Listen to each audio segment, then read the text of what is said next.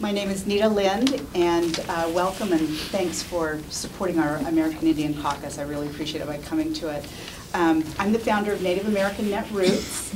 It's an online repository for American Indian essays, and I've been leading the American Indian Caucus here at Netroots for the past 8 years. My co-host for the past 5 years is Meteor, also known as Tim Lang. He's a senior policy editor at Daily Pose and a registered member of the Seminole Tribe of Florida. Tim is a longtime activist. He was at Wounded Knee and the BIA takeovers in the early 1970s. And together we are co-editors of First Nations News and Views, which is currently on hiatus. I'm going to introduce our speakers today, and then I'm going to give Meteor Blades a chance to give us his thoughts here at the caucus. First, I'd like to introduce Corrina Gould. Corrina is from the Ohlone tribe, which lived here in the Bay Area before the European invasion. She fights to this day to protect her tribe's sacred land. And then we have Pennie Opal Plant, a longtime activist in the Bay Area. She's Yaqui, Mexican, Choctaw, and Cherokee. Some European, too. Pennie owns an art gallery in the East Bay, and her activism currently revolves around climate change and the Keystone XL pipeline. And then we'll have Michael Horse speak to you about his unique take on life. Michael, who is Yaqui, Mescalero, Apache, and Zuni, was at the Wounded Knee takeover. He's a television and film actor and has had many roles. You might remember him in the David Lynch Twin Peaks series as Deputy Tommy Hill. He's also a jeweler, a ledger painter, and some of his pieces hang in the Smithsonian.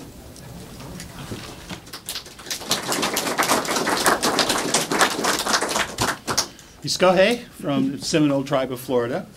I'm going to talk very briefly about a couple of things, one of which is the afternoon session at 3, which is the Native vote. Encourage all of you to come to that session. It's a panel idea that Neeta and I came up with 3 years ago, and the panel was rejected twice. And this year, some folks from North Dakota managed to get it together, so I'll be on that panel, and there'll be 2 other people on that panel. We'll be talking about why the Native vote is important, and a little bit of history about how American Indians got the right to vote and all the problems that continue to exist around the people who would like to keep us from exercising that vote. So that is something that we hope that everyone here finds the time to come to.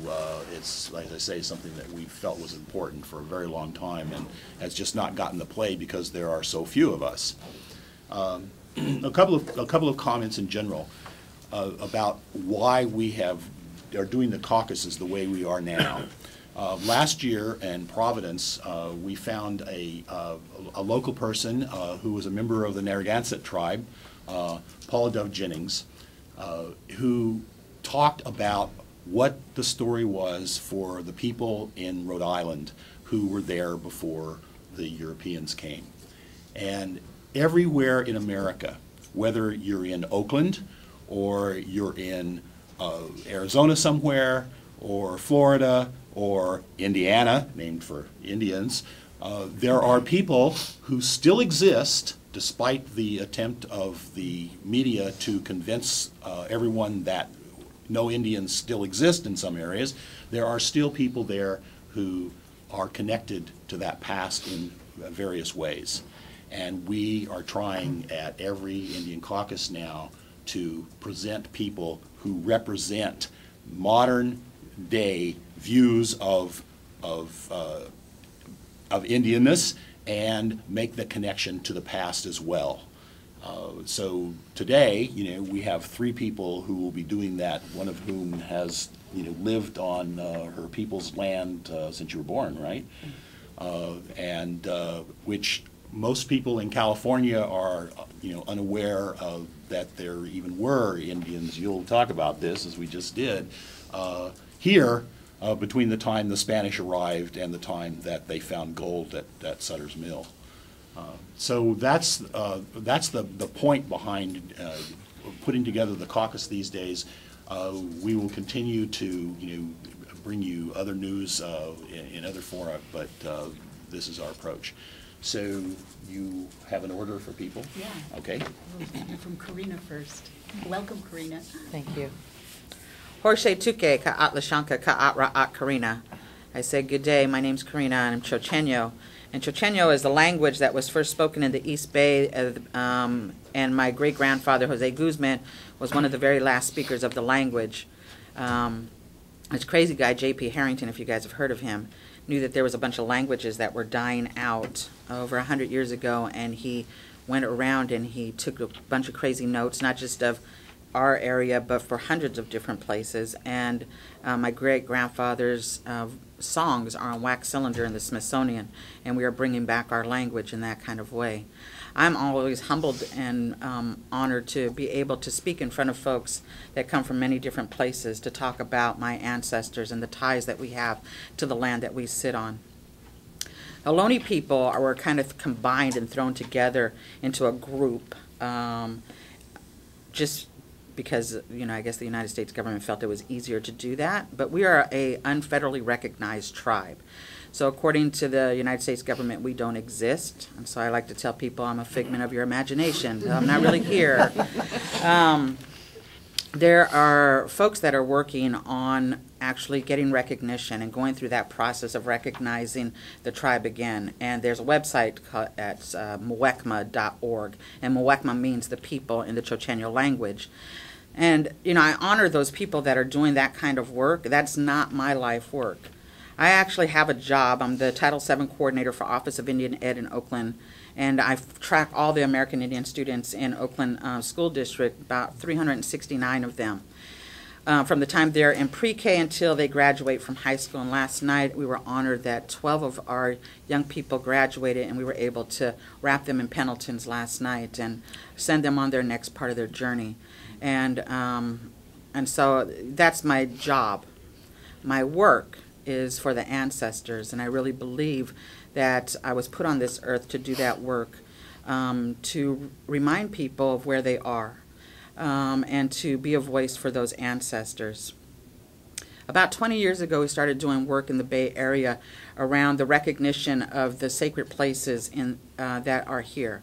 And when people come to the Bay Area, they look around, you know, you come to a convention center here, you know, you might see an airport, you see big shopping malls, you go see your family, you might go to Yosemite, you might go to San Francisco.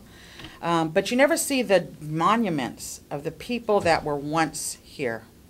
And it's been my privilege in the last 20 years to work around bringing recognition and voice to those ancestors. At one time, there was over 425 shell mounds that ring the entire Bay Area, mostly along waterways that were fresh water, always the burial sites of my ancestors. And disturbing stuff started happening that I started getting involved with, was that my ancestors' burials were continuously being dug up. And because we're not a federally recognized tribe, a lot of times we were kept out of the loop around that. So there was a lot of things that we tried to do. We tried to find out about the EIRs in the different cities and counties in the Bay Area. We tried to talk to city council members about different kinds of things. But there is no laws that actually protect Native people that are not federally recognized. And in 1999, a friend of mine, Janella LaRose, and I started an organization called Indian People Organizing for Change. And we started that because the base closures actually not had anything to do with the sacred sites, but there was base closures that were happening in the Bay Area. The Naval Station was closing in Alameda. The Oakland Army Base was closing in Oakland. There was all this land that was available, and the Catholic Campaign for Human Development gave the Indian group some money to actually find out what Native people wanted to do in the Bay Area with this land closures, with these base closures. And so we started doing just regular community organizing, door-to-door knocking, talking to Indian people about what it is that they would like to see in these different places. And the interesting thing was that we were finding out that there was a lot of Native people that were in the Bay Area that weren't connected with each other. And we began to have house meetings, and then we began to have training sessions around what it means to be urban Indian. So there was a lot of Native people that came into the Bay Area on Relocation Act, another way for the United States government to get rid of Native people, to invisibilize them. And, you know, it was a great way of meeting people that had different journeys that came into the Bay Area. But people started talking about different stuff, not about the base closures. They started talking about not having their needs met. They started talking about an Indian charter school that they weren't being heard at. They started talking about coming together around the Micmac and the whaling and supporting them. And, you know, and so it took on a different thing. They also talked about, now we're talking third generation that we're dealing with, of relocation, of kids losing their cultural connections to the reservations and to the people. And so we began to talk about what are our original teachings as Native people, and what are we supposed to do, even if we're in an urban setting. And so we began to talk about water, and we began to talk about our lives as urban people and how do we bring back culture. We started talking about those things, but we also started talking about the shell mounds. And what does that mean?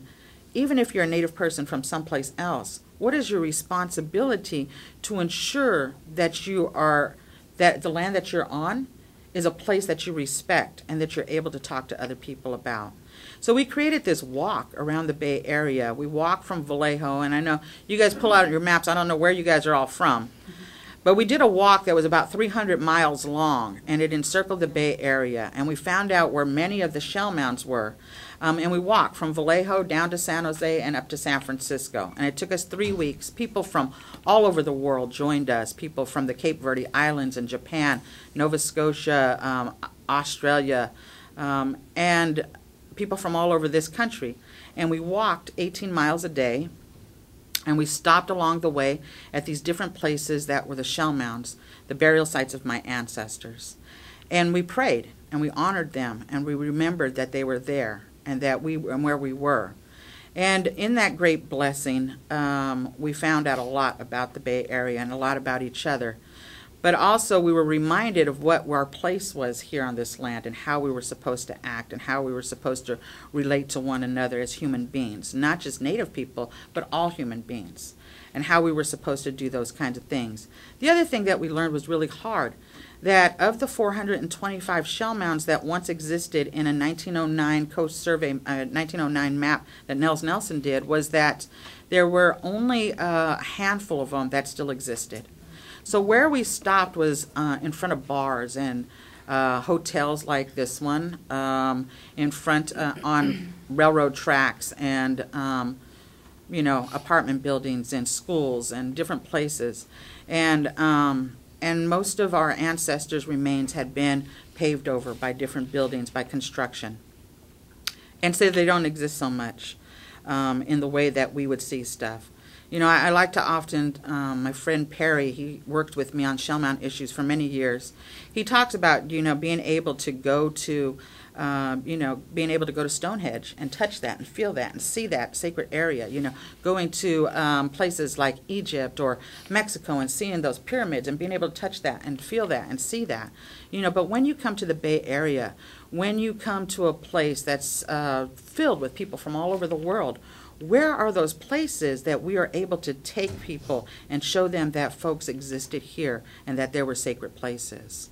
You know, one of the biggest places, our shell mound that was in Emeryville, in 2000, there was this whole .com era that started up. You know, the big internet thing happened, and the Bay Area, the whole thing about housing went skyrocketing. You could used to buy a house for like $60,000, $70,000, a nice home in the Bay Area.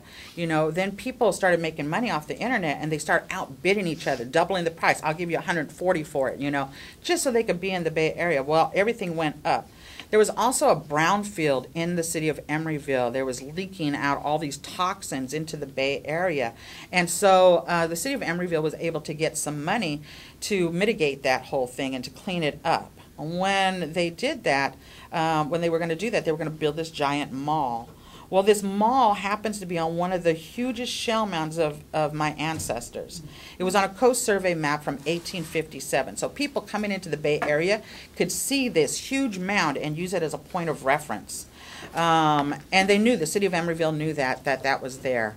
We started going to meetings and asking them to clean it up, make it a green place, make it a place for us to be able to take our children, our grandchildren, our great-grandchildren, and to show people from around the world that there are these spots that are important and that they should do it. Well, instead they built a mall on top of it. So every year, the day after Thanksgiving, the biggest shopping day of the year, we go there and we protest outside of there, an educational protest to ensure that people know that not only were our remains taken out, not only was the shell mound used to pave the city of Berkeley and Emeryville with my ancestors' bones, but this kind of desecration in this time of day does not need to happen ever again.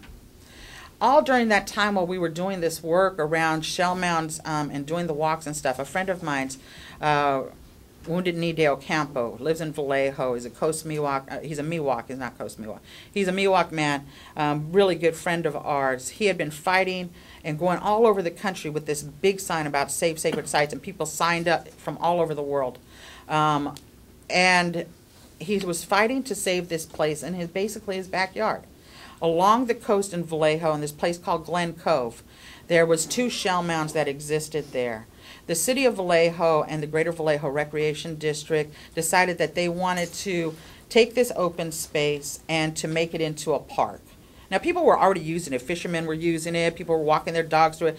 There's a housing development that's butted right up against this little over an acre of land. And they wanted to just put up all these things, bathrooms on top of it and parking lots and picnic structures and, you know, all kinds of crazy stuff. And the city of Vallejo, if you remember, I don't know if you guys know California, 2011, it filed bankruptcy.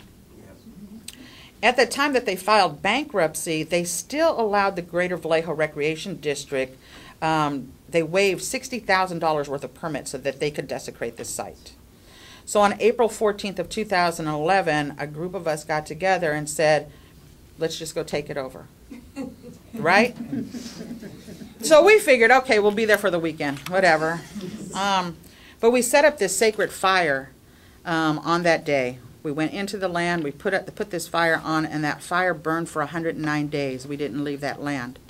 They brought in federal agents. They tried to talk to us in different kinds of ways. We used the UN DRIP, the Declaration on Rights of Indigenous People, in order to stay there. We used the 1978 law on indigenous freedom right, indigenous, American Indian Freedom.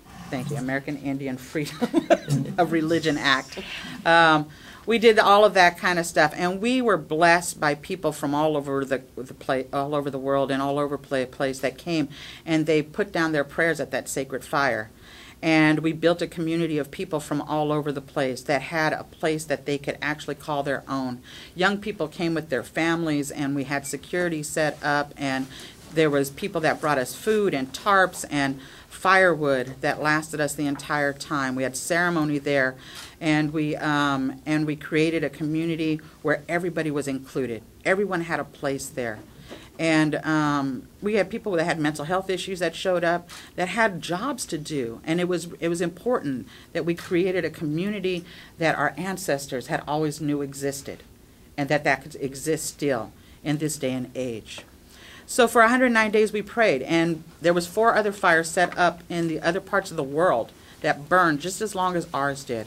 And people from all over the country were looking to see what would happen.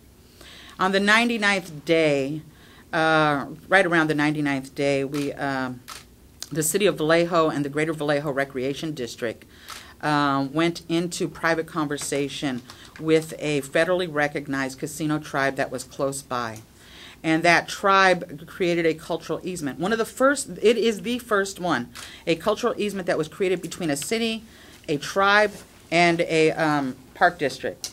And so we went in and had conversations with these people, and they said, we are going to ensure that there's no bathrooms, that they don't desecrate the area, because they bought into this. So that means a cultural easement. It means that they have the same rights, ownership rights, as the city of Vallejo and the Greater Vallejo Recreation District.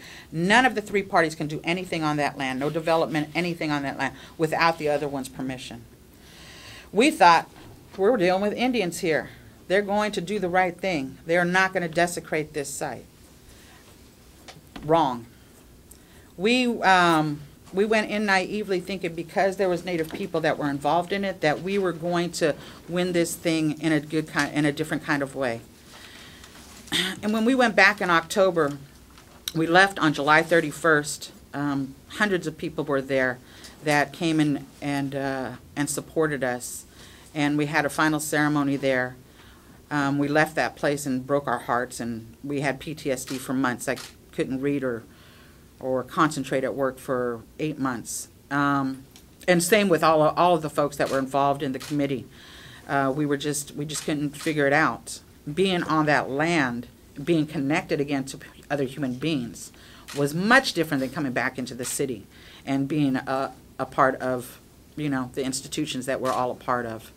It was difficult on my family. I have 3 kids at home and a grandchild that was on the way, and it was hard to connect. So it changed our lives in a spiritual way that we will never be changed back again, and I'm grateful for that. In all honesty, I think that the win was not about not having the place desecrated. They took down part of a mound that we asked them not to, that had cremations in it. They took down an old mansion that was there that had another piece of our shell mound on top of it, and they were not supposed to use big machinery, and they did. They put in more parking spots than they needed to. And they put in park benches with a bunch of cement, But there was a lot of wins. We had allies from all over the place that came in, and they stopped huge amounts of money from coming in there. They allowed us to have a voice in a lot of different ways. But I think it was the community that we built there was the biggest lesson that we were supposed to learn. And we are forever grateful for those folks that came and prayed with us and fed us and shared stories with us, and the family that we created there, to know that that can still exist in this day and time, that as human beings from all different walks of life, that we are supposed to be here to take care of one another and to take care of this land and to be inclusive of each other in order for this place to survive. And so that was the biggest thing that I learned in that lesson. Since that time, I've taken my community organizing and I've changed it in a different kind of a way. I started to look at it in a different way. We can do these takeovers, we can do this kind of stuff, and I still believe in doing that if that's what needs to be done. But I'm creating a urban land trust for Native people. And by doing that, I'm hoping to create cultural easements that will bring my ancestors back. At UC Berkeley, there are over 15,000 of my ancestral remains and artifacts that sit there. The same is true at San Francisco State University. My hope and dream is by the time before I die that we are able to return those ancestors back into the land that they are supposed to be in. And by doing that, I think that creating a land trust where we're able to get a piece of land or multiple pieces of land to bring those ancestors home will create a healing that this area needs. And so that's the work I'm doing now.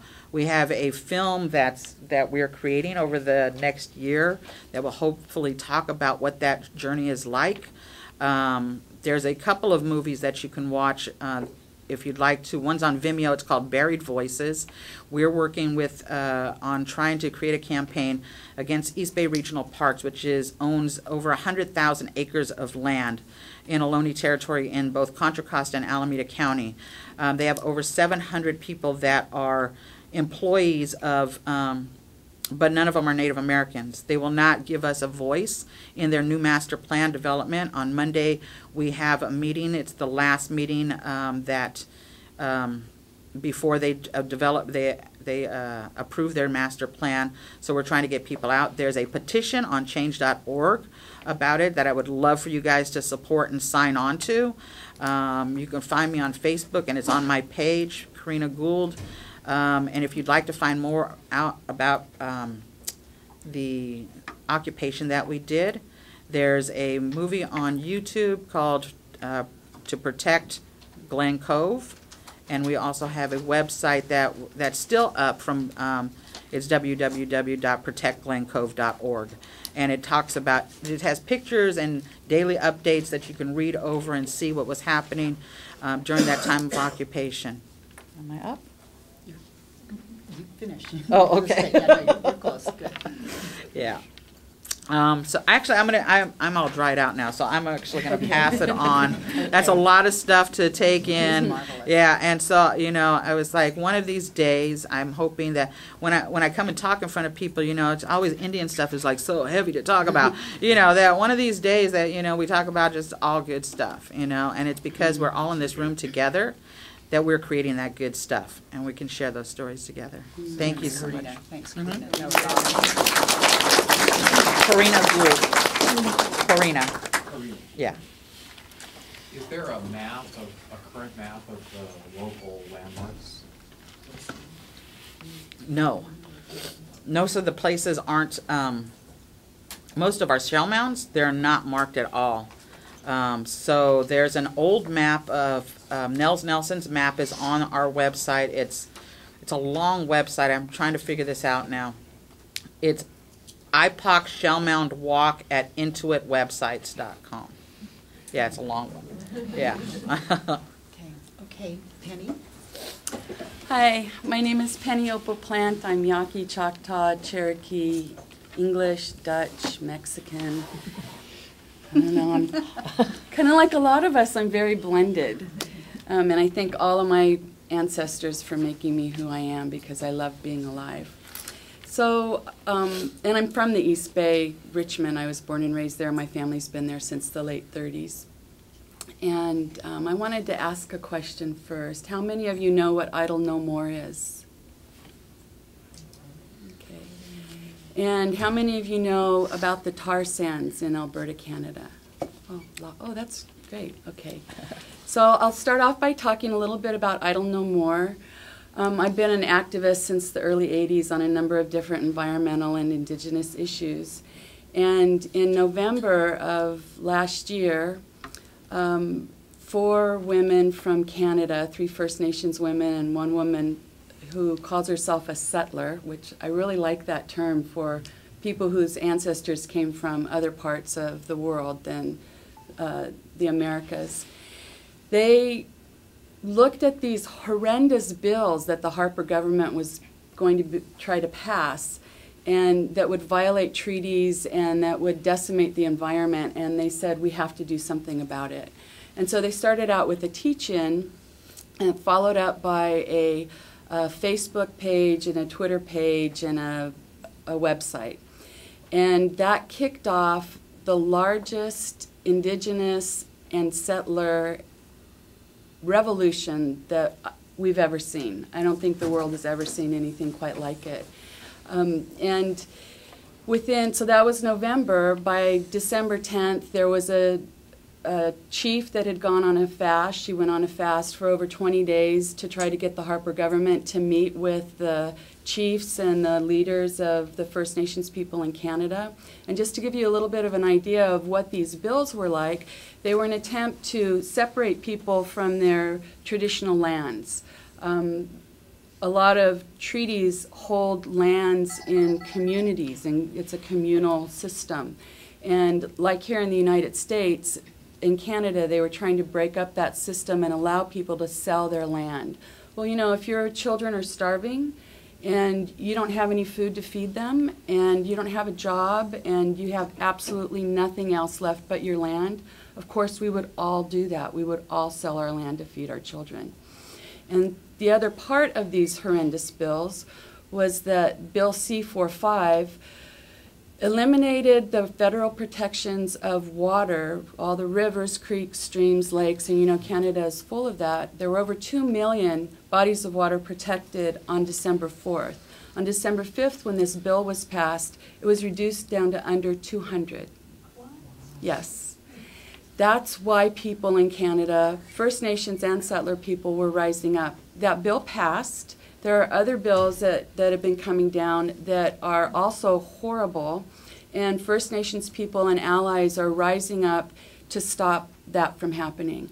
So why did this resonate so profoundly around the world? It resonated because it's happening everywhere. For 40 years or longer, everywhere in the world, federal governments have been allowing corporations to ruin our beautiful Mother Earth in order to make money for the corporations. And corporations, by law, they are legally bound to make money for their shareholders. They are not legally bound to care about our welfare, about Mother Earth's welfare, about any other welfare other than making money for their shareholders. So our system has to change. And unfortunately, the United States has exported this system of greed around the world. You know, wherever we go in, wherever we have a war, wherever we go in insidious ways around the world, we are exporting this system, like in Iraq. You know, when we went into Iraq, and then right after that, all the big oil went in to get the contracts for the oil there. You know, that's just one example. It happens in the agricultural business. It happens in every single industry where the United States goes in and changes the system in order to feed the multinational corporations. So, the beautiful thing that happened around this, and I don't know how many of you saw this on Facebook, but by January, there were solidarity events, Idle No More solidarity events on every single continent except Antarctica. So this movement of Idle No More is bringing all of us together. And it's bringing us together and reminding us that we are all related and that we are all indigenous to this Mother Earth upon whose belly we stand. There is no doubt about that. We are, everything on this planet that's alive is related, and DNA has proven that. So it's time to rise up, and that's what we're doing. In the Bay Area, I've helped organize Idle No More to be at all of the big climate demonstrations that have been happening. In Northern California, the Idle No More event started happening in December. I think one of the first ones was when my husband and I, Michael's my husband, we went on December 10th, which was an international day for First Nations people to rise up, and we stood in front of the Canadian consulate with a sign. And it said, take care of our Mother Earth, our lands, our soils, our waters, or give it all back.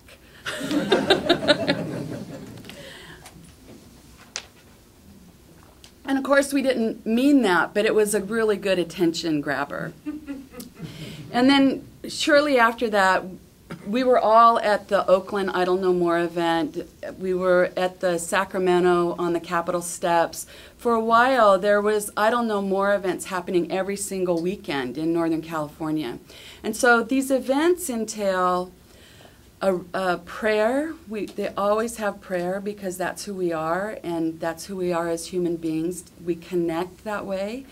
And a round dance, which is a dance of friendship and peace and caring about one another, and teach-ins. And so we've been able to educate a lot of members from our community and, you know, members who aren't, people who aren't part of our community about what's happening in the world.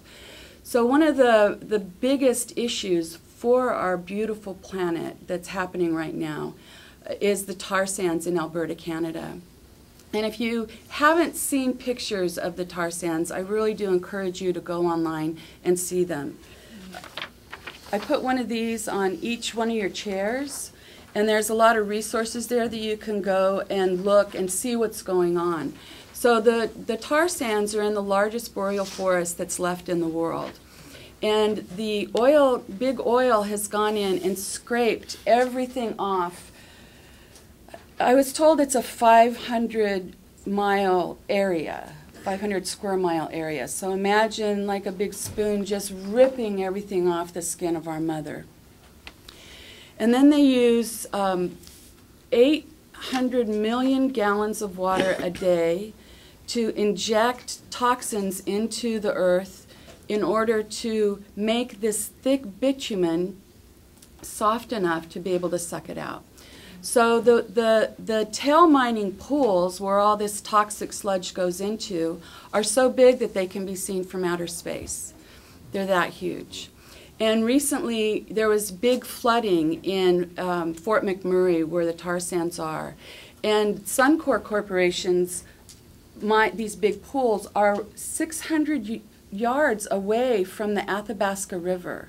And so I haven't been able to find out if they actually did flood in, but that's way too close. And there was flooding that occurred, but unfortunately I don't know if there's a clamp down on that information or not, because I keep checking it regularly. The information about the flooding did go out. So I pray that it didn't go into the Athabasca River. But you know, what we're dealing with are these big corporations, these multinational corporations, that keep telling us that whatever toxins they put wherever it is, with radiation, with gold mining, with all the different kinds of mining that are so toxic, that they'll take care of it. Well, I was an anti-nuclear activist, and Hanford storage facility is leaking into the Columbia River. They didn't take care of that. They haven't taken care of anything. And so I want to invite you to a couple of events that Idle No More is going to be at. One of them, and I know this goes through Saturday, but if you live in the Bay Area, or if you're going to be here and you're not attending events here on Saturday, we have a powwow in Richmond that you can find easily online on Facebook. And we're going to have an Idle No More booth there. And then our group is going to be at the Canadian Consulate on July 1st, because that's another First Nations action in Canada around saving Canada and stopping Harper. So the least that you can do on that day, July 1st, is to call your local Canadian consulate and tell them that you're in solidarity with the people in Canada who are rising up against the horrible things that are happening there around the environment and First Nations people. Our next event will be July 16th. At Kinder Morgan in Richmond. Kinder Morgan is the largest pipeline builder in the United States. And it's kind of this, they have facilities here and there and all over, but nobody's doing anything about them. They also make the toxins that, Kinder Morgan, M-O-R-G-A-N. So they also make the toxins that are used to get the tar sands out of the ground. On August 3rd, we're having a very big event with all of the major environmental players, Sierra Club, NRDC, all of our local organizations, and Idle No More, at the Richmond refinery, the Chevron refinery in Richmond. And as some of you will remember, that exploded last year on August 6th. Well, that toxic cloud came right to our house. We overlooked the Richmond refinery, it came right to our house.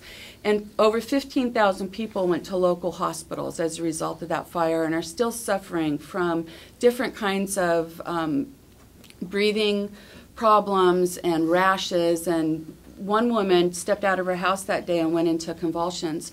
But we're having a huge festival of resistance in Richmond on that day, starting at Richmond BART. So if you live in the area, just come on over at BART, be there by 10, and you will be able to march with us to the refinery. It's not that far away. And the Keystone XL pipeline, you know, that crosses, if Obama says yes to that, there's over 65,000 people that have signed up on the Credo website to do civil disobedience if he says yes to that pipeline. And so if Obama says yes, you can expect that there will be way more people than that rising up that day or the next day. And he knows that, and hopefully that will sway his decision, because that pipeline crosses way too many aquifers. It's too near the they changed the route, but it's still too near the Ogallala aquifer, which provides water to over 30% of the U.S. population and to all that agriculture in the Midwest. And so whatever you can do, do it. You know, that unfortunately, we have the greatest responsibility of any generation that's ever lived on our planet. And that is that it's up to us to ensure the future of the next 7 generations. If we don't all rise up and do everything we can to inspire people to rise up with us, our grandchildren and great-grandchildren will not enjoy anything close to an environment that we've enjoyed in our lifetimes. And so for those people that you know who are in despair, who are in denial, the best remedy for that is to get involved and be part of the solution. So I thank you for listening to me.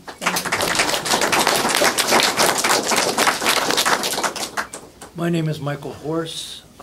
I'm Yaqui, Mescalero, Apache, Zuni, and part European. Pennie saves the world, and I drive. It was interesting when we were in Washington, D.C. to protest the pipeline. I worked in northern Alberta, some of the most beautiful place that I had ever seen in my life. And the tribal leaders were there, the spiritual leaders and the tribal government. And they weren't even mad. They were hurt. They just had this tremendous hurt in their hearts. It was very hard to take.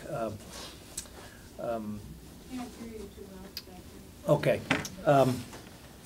I want to just talk to you. I see a lot of older faces here about how important it is now to set an example. We moved to Southern California when I was about 10 years old, and I grew up in a pretty traditional background. I was a traditional dancer and would go home for ceremonies, but I didn't know anything about activism.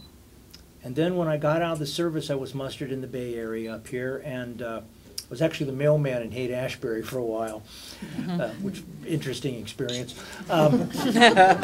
People would pop out of the park going, "Got any mail for me?" "No, you need an address and some pants." Maybe not in that order. But Alcatraz was happening, the first of the American Indian movement. And I went over there, I saw Richard Oakes, and I didn't know we could do this. I didn't know we could reclaim. I thought it was pretty much a lost battle for us. And I was so inspired that, my whole life has been to fight for Native rights. But the fight now is for all of us. It's for your children. And I was a little disappointed when I came up here to see a lot of young people weren't being involved, When they had the anti-war rallies, I would go and I would tell my wife, I said, "This is wonderful, but there's nobody here under 50 years old. Where are the kids?" These kids woke up, and they're going to look to all of you. And example really, really means a lot. I mean, it set my whole life. When Wounded Knee happened, I knew that I had to go up there and help people. I went on the longest walk.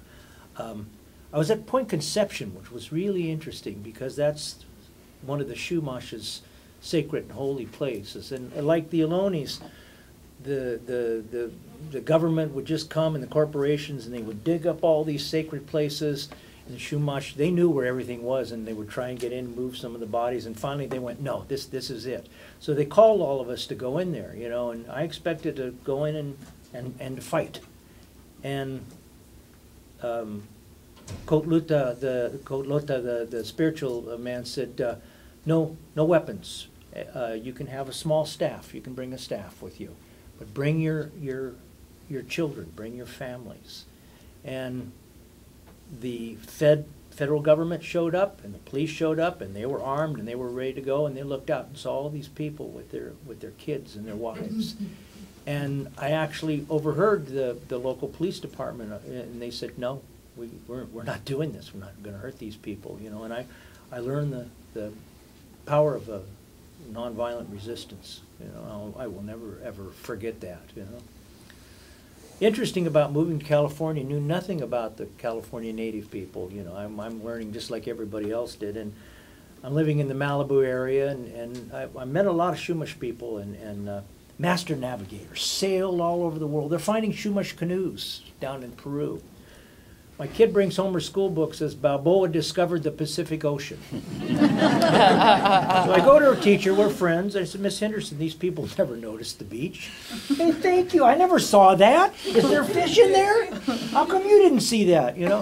It's sometimes it's that ridiculous, the disrespect that they have for our culture, So I just want to cut this short. Just tell all of you are going to be an example of these young people. These young people, they're the ones who are going to do it. And I'm not a great optimist, but I really have a lot of hope because I'm looking in these kids' eyes and they're ready to go. They're ready for this task, and makes my heart feel really good. And seeing all of you people here, all taking time out to come and work on all these problems. And it's no longer an indigenous problem. It's a human problem. Like my wife says, it's not going to matter about voting or freedom or anything if the earth goes. You know, this is the task of our species, and if we don't combat this, we're going to be in trouble. Some people say, well, I don't care. Well, you got kids, you got grandkids, you know. I mean, I tell my daughter, I said, you know, if my grandson says, well, didn't anybody do anything? I want you to tell her that Grandma and Grandpa did, that they fought for you. So thank you all for being here. I'm all very proud of you.